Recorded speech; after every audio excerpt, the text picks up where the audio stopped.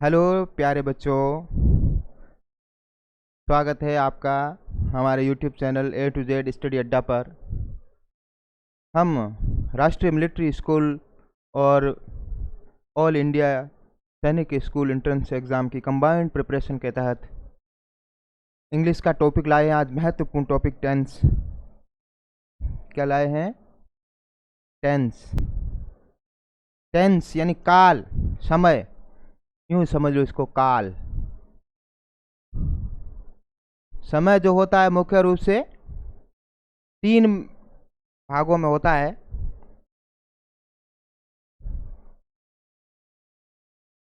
एक होता है वर्तमान में, अभी अपन खड़े हैं, कहाँ खड़े हैं?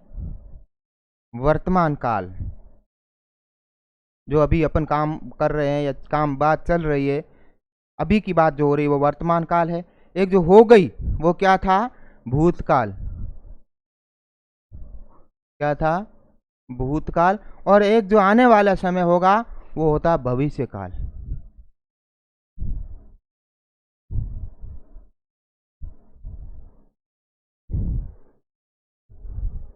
अब वर्तमान काल इसको क्या बोलते हैं?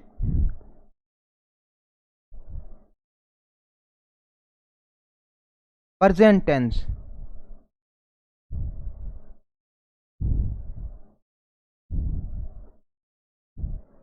और इसको क्या बोलते हैं? भूतकाल को पास्ट टेंस। जो बीत गई, बात गई, बीत गई सो बात गई। और आने वाला हमारा क्या होगा? भविष्य, फ्यूचर टेंस। अब इसमें भी 4 भाग होते हैं प्रत्येक के, ठीक है ना? प्रत्येक के वही, जैसे पहला भाग जो होता है वो कौन सा होता है? Indefinite tense.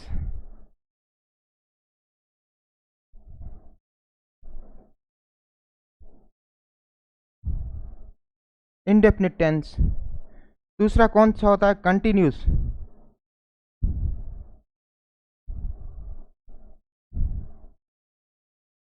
तीसरा होता है परफेक्ट।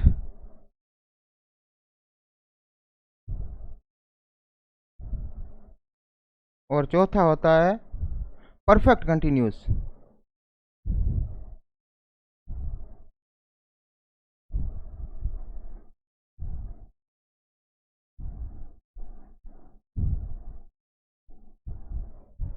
ये 4 भाग होते हैं चारों के। अपन इसको बोलेंगे प्रेजेंट वाले को तो, लेकिन इसके इससे पहले present indefinite tense, present continuous tense, present perfect tense और प्रेजेंट परफेक्ट कंटिन्यूस टेंस, इस प्रकार से बोल लेंगे। पास्ट वालों में लिखना होगा तो इससे पहले पास्ट लगा देंगे, past indefinite tense, past continuous tense, past perfect tense, past perfect. और फ्यूचर वाले में भी ऐसे, future indefinite tense, future continuous tense, future perfect tense, future perfect continuous tense. तो प्रत्येक टेंस के 4 पार्ट हैं। तो आज अपन पहला पार्ट जो है इंडेफिनिट टेंस, वो कौन से का? प्रेजेंट का इंडेफिनिट टेंस आज अपन कवर करने वाले हैं। तो देखिए, प्रेजेंट इंडेफिनिट टेंस क्या होता है? प्रेजेंट इंडेफिनिट टेंस, और इसका सूत्र लिख रखा है हमने, सब्जेक्ट प्लस वर्ब की 5 फॉर्म। वर्ब की V1 और V5, या तो V1 लगेगी या V5 लगेगी, और फिर अदर वर्ड आएगा। अब इसकी हिंदी पहचान क्या होती है? वाक्य के अंत में, वाक्य के अंत में ता है, ती है और ते हैं, ये आते हैं, इत्यादि आते हैं, आदि आते हैं। तो उस जगह अपना प्रेजेंट इंडेफिनिट टेंस होगा। जैसे अब इसमें एक और बात, यदि वो एक वचन होगा, सिंगुलर होगा, तो क्या लगेगा?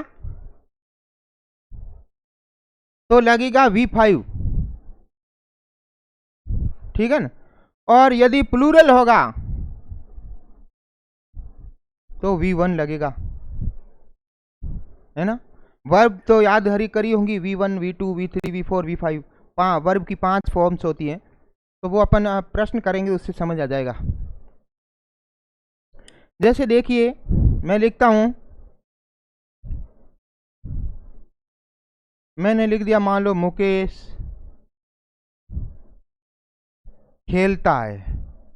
क्या लिख दिया? खेलता है। अब पता लग जाएगा, वाक्य के अंत में ता है आ गया, तो ये प्रेजेंट इंडेफिनिट टेंस है, अभी की बात हो रही, खेलता है। तो इसका जो ये बनेगा सेंटेंस बनेगा इंग्लिश में, तो सबसे पहले सब्जेक्ट क्या है? ये मुकेश है, तो इसका पहला कैपिटल होगा मुकेश। अब ये सिंगुलर है ना। अब वर्ब क्या है? खेलना। तो सिंगुलर के साथ V5 लगता है, यानी एस या ES वाला। तो प्लेज, मुकेश प्लेज, मुकेश खेलता है। अब अदर वर्ड कोई है नहीं, क्रिकेट खेलता है तो फिर अदर वर्ड क्रिकेट बन जाता, मुकेश प्लेज क्रिकेट। अब इस प्रकार से जैसे वे हैं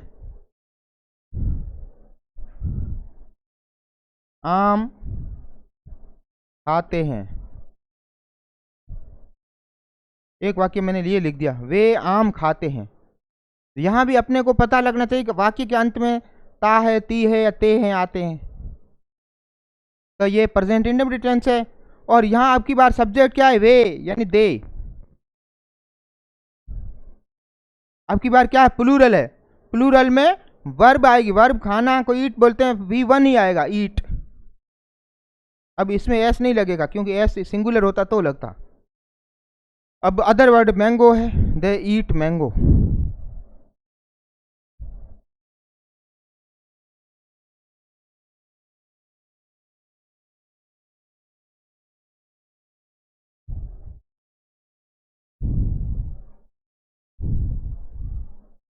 अब प्रश्नों पे आते हैं। रमेश लिखता है, इसका क्या बनाओगे? रमेश एक वचन है, रमेश सब्जेक्ट प्लस V1 या V5 एक वचन है, तो V5 राइट्स।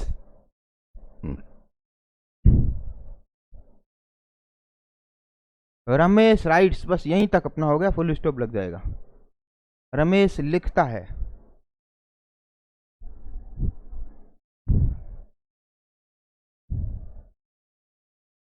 अगला है वह विद्यालय जाती है, इसका क्या बना के देखो एक बार।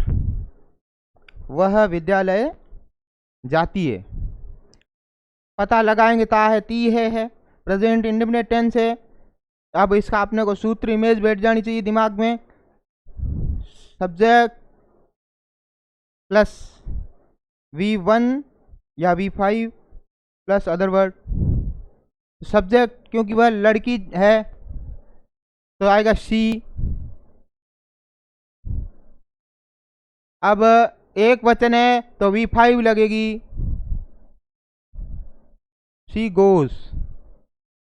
कहाँ जाती? विद्यालय, टू स्कूल। अब बच्चे बोलेंगे टू कैसे? तो टू यानी कहीं से स्थान को जाना, दूर दूसरी जगह जाना, उसके पेज पे पहले टू लगेगा। प्रीपोजिशन, हम बाजार जाते हैं, इसका कैसे बनेगा? हम यानी वी, अब वर्ब कौन सी लगेगी? V1 लगेगी या V5? तो ये हम ज्यादा हैं, बहुवचन है, प्लूरल है, इसलिए V1 लगेगी। जाना को बोलते go, we go to market.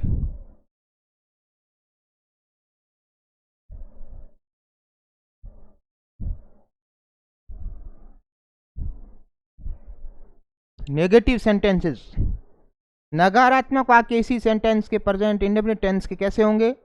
Subject और इसमें हेल्पिंग वर्ब डू या डज लगेगा, फिर नॉट, फिर V1, फिर अदर वर्ड। इसमें V1 ही आएगा नेगेटिव में, V5 नहीं लगेगा। जैसे मैं नहीं खाता हूँ, मैं नहीं खाता हूँ, तो इसमें सब्जेक्ट है आई, ठीक है ना। अब डू किसके लिए, डज किसके लिए, डू लगेगा प्लूरल के लिए और डज लगेगा सिंगुलर के लिए। तो मैं के साथ हमेशा प्लूरल काउंट होता है, आई डू होगा। फिर क्या बैठेगा, नोट, आई डू नोट, या कई की जगह डोंट लिख देते हैं, आई डोंट ईट, खाता हूँ, यहाँ फिर खाता हूँ है, मैं नहीं खाता हूँ, आई डू नॉट ईट। इसका अपना आंसर ये बन जाएगा। वह नहीं लिखता है, वह नहीं लिखता है, ये क्या होगा, सब्जेक्ट क्या होगा, ही। अब की बार क्या आएगा, हेल्पिंग वर्ब क्या आएगा, डू आएगा, डज आएगा। नेगेटिव में सिंगुलर के लिए डज आएगा। फिर नोट लगा दो, नेगेटिव बनाना है ना।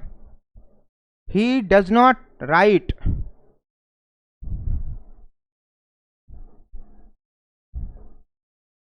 ये अपना इस प्रकार से बैठ जाएगा। क्लियर दिख रहा है क्या, उसमें कलर चेंज कर देते हैं।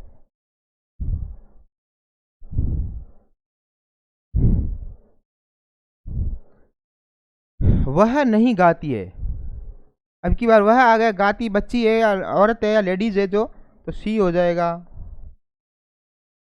सी does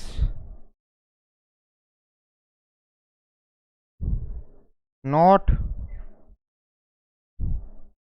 Singh, she does not sing. वे नहीं चलते हैं, क्या है अगला सेंटेंस, इसको लिखेंगे दे। अब क्या आना चाहिए, डू, क्योंकि ये प्लूरल है, दे डू नॉट वॉक।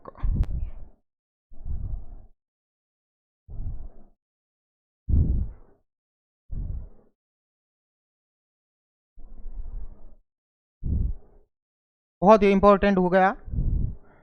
क्या से प्रश्न स्टार्ट हो तो एचवी से प्रश्न बनाना शुरू करेंगे। कभी कभी प्रश्न जैसे तो क्या तुम गाते हो, क्या समीना गाती है, क्या वे पढ़ते हैं, शुरुआत ही क्या से हो रही है, तो अपने को हेल्पिंग वर्ब से प्रश्न स्टार्ट करना है। इसमें डू या डज होता है, इसमें प्रेजेंट इंडेफिनिट की हेल्पिंग वर्ब क्या होती है, या तो डू लगेगा या डज लगेगा। तो डू किसके लिए लगता है, प्लूरल के लिए, डज लगता है सिंगुलर के लिए। वो अपने को यहाँ देखना पड़ेगा कि सेंटेंस में सब्जेक्ट सिंगुलर है कि प्लूरल है। क्या तुम गाते हो, अब यहाँ तुम में यू को अपन प्लूरल में मानते हैं, तो डू मान ले लेंगे, पर्सन एचवी से, एचवी इनमें से, डू डज में से डू है, डू। अब सब्जेक्ट क्या, यू, डू यू। वर्ब की फर्स्ट फॉर्म गाना को कहते हैं सिंग।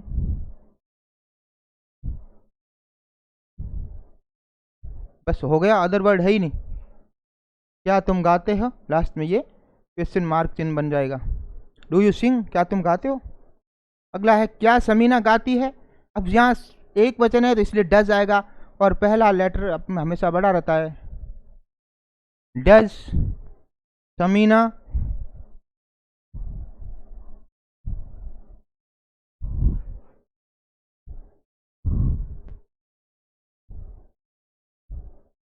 सिंग,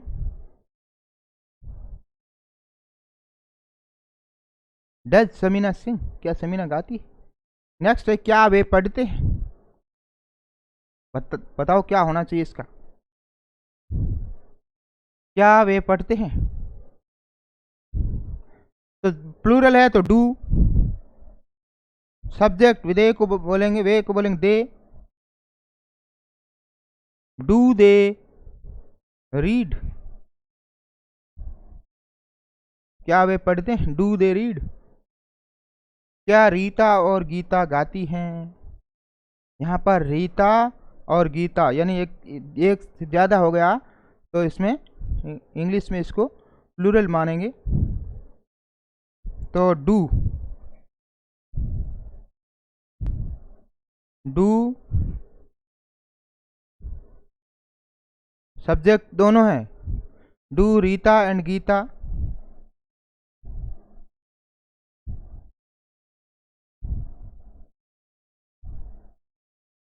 सिंग।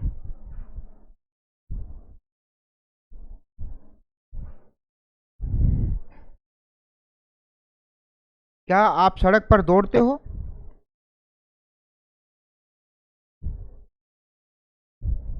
Do you run, verb run, on the road.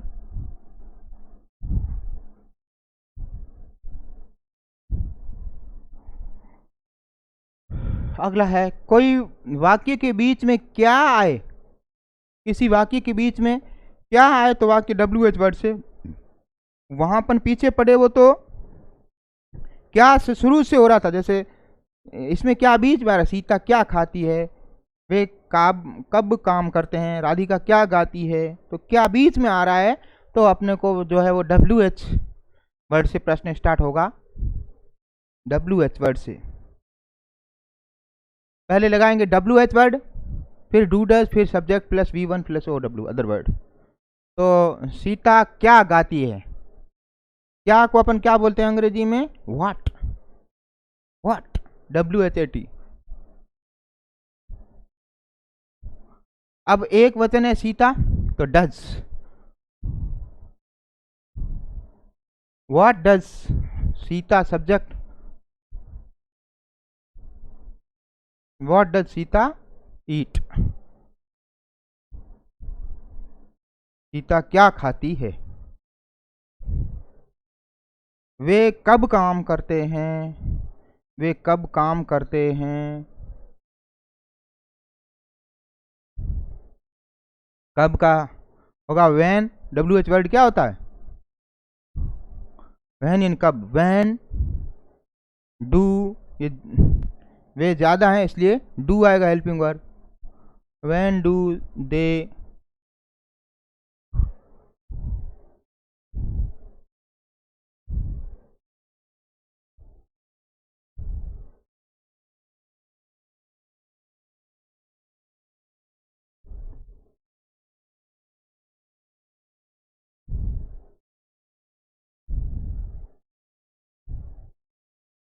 When do they,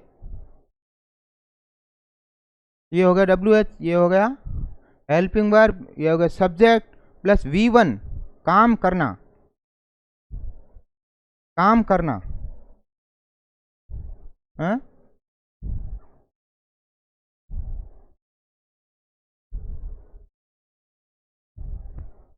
when do they work,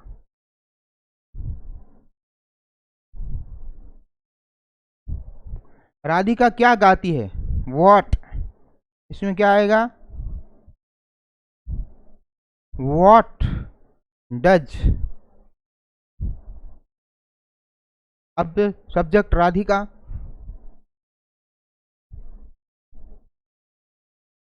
what does Radhika Singh,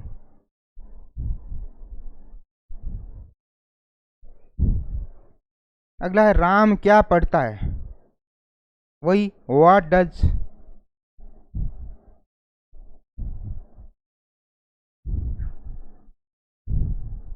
Ram read, आपका भाई कैसे पढ़ता है, कैसे,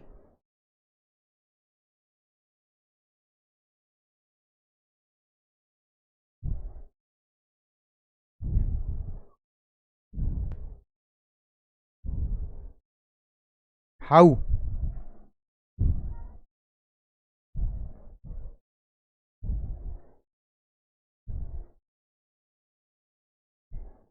भाई,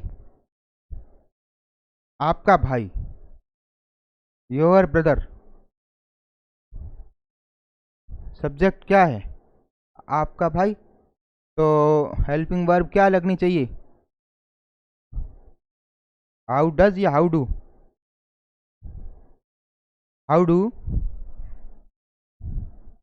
योर ब्रदर,